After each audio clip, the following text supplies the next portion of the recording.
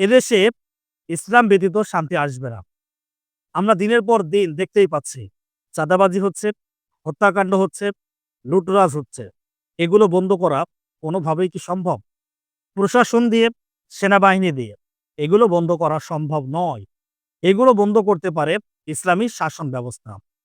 এই দেশে যদি শান্তি ফিরিয়ে আনতে হয়, এদেশের মানুষের মধ্যে যদি শান্তি আনতে হয়, শৃঙ্খলা আনতে হয়, তাহলে অবশ্যই ইসলামী শাসন ব্যবস্থার প্রয়োজন।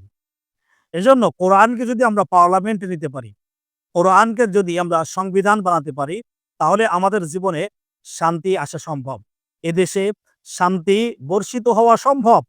কিন্তু আপনার এটার বাইরে যদি আপনি যান, কোনোভাবেই শান্তি আসবে না। যে দলই ক্ষমতায় আসুক না কেন, যদি কোরআন মোতাবেক সে দেশ পরিচালনা না করে, তাহলে এদেশে কিয়ামত পর্যন্ত শান্তি আসা সম্ভব হবে না। অল্লাহি, আল্লাহর কসম করে বলছি, যদি কোরআন মোতাবেক দেশ পরিচালনা না করে, তাহলে এদেশে কিয়ামত পর্যন্ত শান্তি প্রতিষ্ঠা করা সম্ভব হবে না, হবে না, হবে না।